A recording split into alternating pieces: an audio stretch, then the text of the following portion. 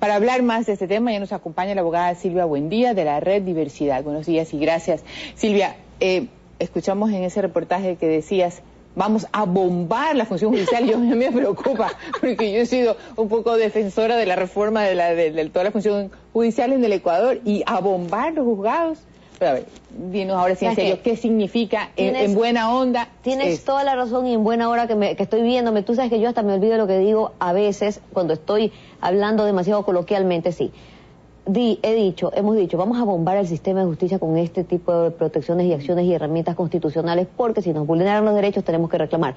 ¿A qué me refiero? No me refiero que voy a bombardearlo ni ponerle una bomba, cuidado, el asunto terrorismo es preocupante. ¿Quién sabe? ¿Quién sabe? No, lo que te quiero decir es lo siguiente. Este ya es el momento en el que la gente ha tomado conciencia de sus derechos y va a reclamarlos. Y los va a reclamar si no se los da el registro civil por la vía judicial. Entonces la Administración de Justicia se va a ver seguramente pronto en una situación de que ya no va a ser uno ni dos, sino cientos de personas. Entonces se trata de como que el espacio donde la gente tiene que responder una convocatoria será al final de este proceso los juzgados. Significa que la justicia, la función judicial del Ecuador, va a tener que resolver esta polémica que coincide con el deseo del presidente Correa. Si al presidente Correa no le gusta el matrimonio igualitario, entonces las resoluciones del registro civil casualmente van a coincidir con ese deseo. Bueno, eso es lo que vamos a tener que poner a prueba al sistema y también vamos a tener que poner a prueba a la sociedad. Porque en este momento lo que se está generando es algo muy positivo, que era nuestra primera meta como Red Diversidad Ecuatoriana, que es, a ver, este es un tema del que no se ha hablado sino desde la incomodidad. Si tú lo ves un poco al presidente Correa cuando habló en la sabatina, él está incómodo, no es un tema que le guste tratar.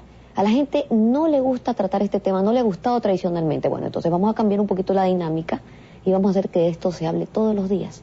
¿Para incomodar a la gente que se incomoda? Y para enseñarles que no es necesario incomodarse, que esto es algo que se tiene que hablar, y mientras tú más hablas las cosas, menos te incomodas porque es más natural, es más común. ¿Qué le pasa a la gente que se incomoda? ¿Qué le pasa a la gente? ¿No sabe, no conoce, tiene miedo? Mira, en el Ecuador la sociedad tiene una homofobia, padecemos una homofobia estructural. Es decir, son temas que no nos gustan, que son delicados y que sobre todo nos parece que están mal y no sabemos por qué están mal. Simplemente alguien nos dijo alguna vez cuando éramos muy pequeños que eso estaba mal. Así lo mamamos, así crecimos, así lo interiorizamos y así lo expresamos también exteriormente. Entonces, cuando tú comienzas a razonar con alguien, y me ha pasado a mí todo el tiempo, cuando estoy en estas entrevistas, digo, a ver, ¿por qué está mal? Cuéntame, pero somos iguales, tenemos una constitución que nos dice que somos iguales, que tenemos los mismos derechos. Entonces, conversemos y eventualmente, en el 95% de los casos, a través de una dialéctica razonada y razonable, con el interlocutor yo llego a acuerdos mínimos y termino diciéndome, ¿sabes qué? Yo no estaba de acuerdo contigo, pero tiene sentido, somos iguales. Y una de las cosas que puede dar sentido o punto final a esta incomodidad o a la libertad que tiene la gente a sentirse incómoda, porque así como hay gente, y a mí me gusta sentirme cómoda aquí conversando contigo y vieras tú lo incómoda que me siento a veces conversando con otra gente. Y eso que contigo mantengo algunas diferencias ideológicas y nos respetamos mucho por eso, pero una de las formas de poner un punto final a las diferentes opiniones es lo que tienes en la mano, en la Constitución.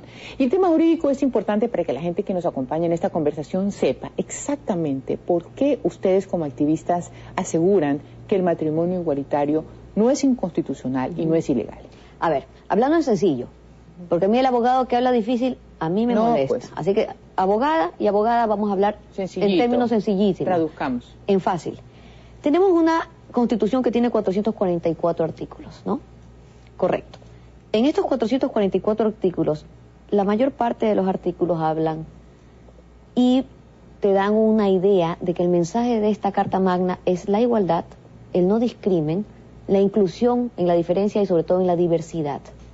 Tenemos apenas 2 artículos que te hacen un discrimen evidente, que es el artículo 68, que habla que cuando tú vas a adoptar, no puedes adoptar si estás unido, de hecho, 2 personas del mismo sexo, y cuando en el artículo 67, en el segundo párrafo, hablas de que, y defines el matrimonio como una unión de hombre y mujer. El resto del articulado constitucional y sus principios fundamentales, sus cláusulas pétreas, te hablan de igualdad formal y material, de inclusión en la diversidad, y de que nadie te puede discriminar por ningún motivo. Y el artículo 11.2 te dice específicamente, no puedes ser discriminado ni por tu orientación sexual, ni por tu identidad de género. Entonces la ley es la que está discriminando. Mira, yo vamos a ser vanguardistas en el derecho y vamos a utilizarlo de la manera correcta. Hay un artículo que es el 427 que te dice en la Constitución, no puedes interpretar la Constitución por un artículo ni por dos. Tienes que hacer una interpretación sistémica, es decir, la Constitución en su integralidad. ¿Qué es lo que te dice en su integralidad la Constitución? Que no puedes discriminar a nadie. Entonces, donde manda la mayor parte de los artículos y el espíritu de las cláusulas fundamentales, no puede hacerse, no ha de ser que un segundo párrafo de un artículo te rompa la coherencia. Recordemos entonces a la gente que nos acompaña en este diálogo, lo que, sin salirnos en este ámbito jurídico y hablándolo fácil, en derecho, ¿qué es el matrimonio entonces? A ver, en derecho, abogada, ¿qué es el matrimonio? En derecho, el matrimonio nace del derecho romano. Pero es un contrato, sí. Es un contrato civil. Al final del día es un contrato civil que nace del derecho romano. Y que tiene como objetivo auxiliarse mutuamente y vivir juntos.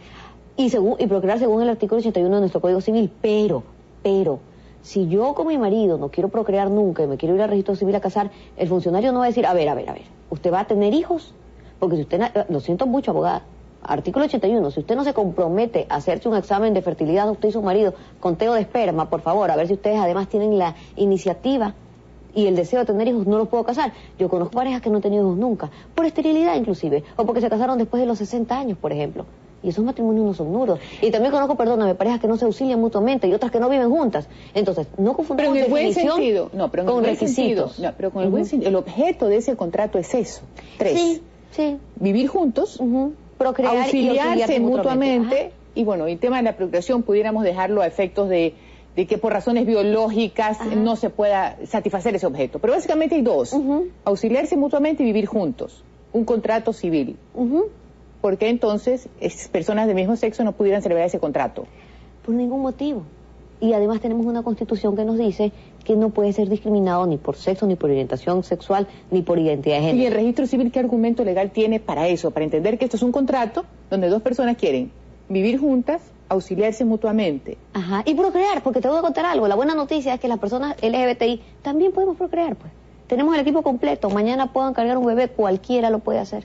No es necesario la adopción, como a veces dicen. Es que quieren adoptar. No, señor. También queremos procrear, sí se puede. Ya, pero antes de pasar a ese tema, que lo hablamos en el segundo bloque, porque hay tanto que hablar sobre este tema, es legalmente, ¿cuál es el argumento del registro civil? Legalmente lo que nos ha dicho hasta este momento el registro civil es, no cumplen con los requisitos del artículo 67 y no cumplen de la Constitución y no cumplen con el artículo 81, los requisitos del artículo 81 del Código Civil. Pero abogada, tú sabes, artículo 67 de la Constitución no trae requisitos para matrimonio, trae una definición. Y lo mismo es el caso del artículo 81. Es en el artículo 90, a partir del 90, que el Código Civil dice requisitos, y los requisitos son, bueno, ser mayor de edad, no tener vínculo matrimonial anterior, etcétera, etcétera, etcétera. ¿Crees entonces que hay suficientes argumentos constitucionales y legales para que el matrimonio civil entre personas del mismo sexo sea viable? Viable y constitucional. ¿Por qué entonces funciona de esta manera? Porque, mira, yo no sé, yo creo que nos falta mucho que recorrer todavía en el asunto crítico jurídico. El operador de justicia y el funcionario público del registro civil lo que debería decir es, a ver, ¿qué dice la Constitución? Tengo que cumplir, tengo que casarlos. No me va a gustar, te voy a poner mala cara, pero tengo que casarlos. Y en caso de una duda, abogada, podrían también decirle, a ver, ¿qué es lo que tengo que hacer? De repente tengo una duda constitucional. La Corte Constitucional me puede responder. Y elevar esta consulta a la Corte. Y la Corte dirá, a ver, vamos a interpretar la Constitución. Mira lo que dice el artículo 66. ¿Lo van a hacer ustedes? ¿Van a elevar la consulta a la Corte Constitucional cuando sea del caso? Claro, de hecho esa es la idea. Porque si el operador... que ya los vocales o los jueces del tribunal... Que nos están escuchando. Ya saben en la papa caliente que les cae. Abogada, de nuevo, y esto es sencillísimo. Si mañana o pasado el registro civil de Guayaquil me dice, y sería una maravilla y un milagro laico que lo hiciera, pueden casarse estos chicos, ellos se casan, pero Pamela y Gaby no, porque solamente sirve para su caso específico. En cambio, si me lo dice la Corte Constitucional, que es a donde yo estoy apuntando, tiene un efecto nacional, es jurisprudencia nacional. Entonces no se casan solamente Pamela, no se casan solamente Santi y Fernando, nos casamos todos, y allí vamos. ¿Cuál de esta experiencia muy cercana a las autoridades que has tenido en toda esta campaña, cuál es el obstáculo más grande de los funcionarios públicos para poder hacer una interpretación integrada de la Constitución? Mira, te digo que cada vez esto se hace más fácil. Es increíble la actitud inclusive del funcionario público. El día martes que fuimos al registro civil, el respeto el cariño, la empatía que vimos allí. Inclusive, mira, nosotros porque no puedes entrar a tú lo sabes, pues también eres registro civil, fuiste. No puedes entrar 45 medios de comunicación y 100 activistas con camisetas a un ámbito público en el que se está dando un servicio donde están otros usuarios. Y sin embargo nos abrieron las puertas. Claro, nosotros muy tranquilos, muy respetuosos, calladitos y bonitos. Pero la prensa es la prensa, pues, y la prensa le dijeron hasta aquí, la prensa empujó, se metió, fotografió, hizo un poco de todo. Y el respeto que encontramos, la apertura, me está a mí llamando la atención en el sentido de que hay un cambio. Pueda que igual nos lo nieguen porque a última hora tal vez hay otros intereses, conceptos, no sé cómo decirlo, intereses, conceptos, etcétera. o miedos que van a poder pesar más. Pero lo que te digo es, el funcionario público ha cambiado, está abierto. La población, hemos estado 6 cuadras caminando en una caravana de 100 personas gritando consignas y la gente diciendo, estamos con ustedes. Chévere. Me interesa seguir compartiendo contigo lo que le pasa a la gente, lo que piensa la población y los temores y los obstáculos del funcionario público. Y es esa violencia en la sociedad, esa manera de pensar, ese pensamiento, ese odio, pero sobre todo el miedo. El miedo a aceptar a quien es distinto, a lo que nos dijeron que era normal. Porque me encanta esa palabra, anormal, como que fuera anormal. ¿Cómo crees que la sociedad está viviendo ese proceso? En primer lugar, ¿está consciente de eso? Cada vez más. Y por eso te digo, eso es lo hermoso de esta campaña, que le estamos abriendo la mente a la gente. Esto es tan normal que yo no he conversado hasta ahora con una sola persona que no tenga un hermano, un nieto, un sobrino, un vecino, un mejor amigo, o alguien de su barrio o compañero de trabajo que no sea parte del colectivo LGBTI. Todos lo tenemos. Y a veces lo somos. Entonces, es algo cercano, es algo totalmente cotidiano. No nos ha gustado hablar de esto, pero tenemos que hacerlo porque nos está pasando. Y esta apertura hace que la sociedad diga, sí, no, ¿por qué no? ¿Por qué no tienen derecho? ¿Por qué no pueden casarse? ¿Por qué no pueden ser familia? ¿Por qué no? Y es interesante. Uy, y una de las razones que siempre lo hemos comentado fuera de cámara es porque alguien nos hizo un esquema y yo estoy segura que muchas personas que se asustan, que se incomodan y que incluso se oponen y que incluso usan su poder a veces legítimamente, entre comillas, para decir no, tienen como fundamento una buena intención, porque dicen, no, esto, Dios mío, vamos, la perversión es antinatural. Entonces, es complicado porque malas intenciones, yo decía en una columna hace 2 o 3 semanas, lo peor de todo es que en este camino y en otros, todos nos sentimos buenos. Así es, te leí.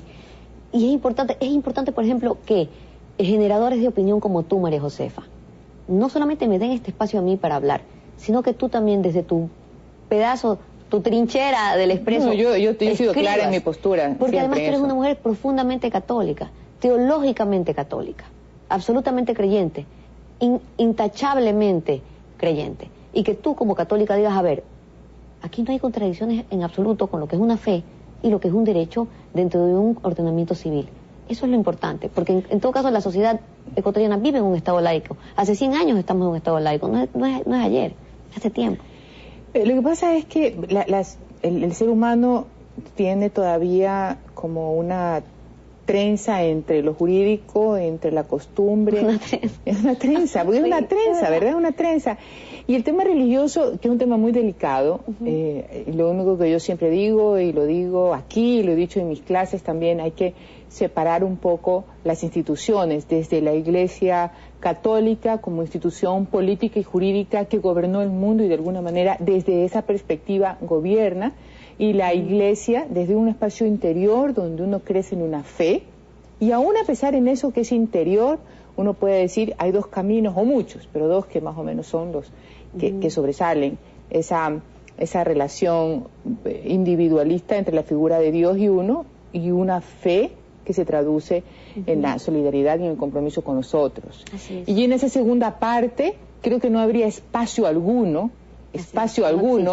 para discriminar a nadie. Es que claro, entonces la diferencia de lo que es la iglesia, la jerarquía, y lo que es la iglesia conformada por todos los miembros de una religión, en este caso la católica. Yo te digo, por ejemplo, este es un caso como por ejemplo del papá y la mamá muy católicos, muy creyentes, cuyo hijo se divorcia. Y su iglesia le dice que eso es una cosa terrible, es un pecado horroroso, pero es su hijo. y lo va a tener que querer, y va a tener que querer a la siguiente mujer y a los hijos de Y me ese nuevo encantaría hablar matrimonio. del tema teológico, como lo sabes. Tú sabes que para mí no existe otro rostro de un Dios que sea un rostro infinitamente femenino, digo yo, porque solo un amor de madre, un Dios con un rostro materno. Pero hablemos del tema social, el tema de la discriminación, que a veces nos está acabando el tiempo. La sociedad está cambiando, está teniendo una mente mucho más abierta. ¿Cuál entonces es el siguiente paso, jurídicamente hablando, para ponerle punto final a esto y decirle, bueno, ¿sabes qué? Ya el derecho vino otra vez, salió al encuentro y se acabó esta discusión? A ver, en primer lugar, ¿tú te acuerdas que el presidente Correa, tuiteándose con Pamela Troya hace unos meses, le dijo, yo llamo a consulta popular? ¿Te acuerdas, verdad? No siempre lo, leo, pero sí, fue un escándalo. Entonces, abogada de derechos humanos que eres, de la trayectoria de derechos humanos que tienes, tú sabes que no se puede hacer la consulta popular para cuestionarle a la gente, al ciudadano, a la mayoría de los ciudadanos sobre los derechos de una minoría. Eso no se puede hacer.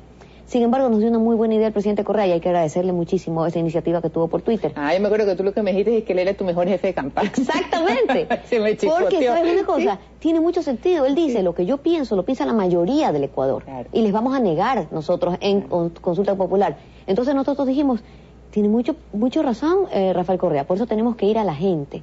Y esta campaña, entre otras cosas, no es solamente para la decisión judicial, que la vamos a obtener eventualmente de aquí a unos 5, 10, 15, 20 años sucederá. Es sobre todo para educar a la gente, para que nos vea, para que nos conozca. No tenemos cuernos, no nos comemos niños en el desayuno, somos gente como cualquiera otra. Somos padres, somos madres, somos hijos, somos ciudadanos y estamos aquí para educarlos, para que nos conozcan, para visibilizar el tema, para que los jueces nos den la razón, pero en el trayecto, porque pueden pasar muchos años y vamos a agotar todas las instancias, inclusive en el Sistema Interamericano de Derechos Humanos, en el trayecto nos conocemos, nos hacemos amigos, nos educamos, nos queremos.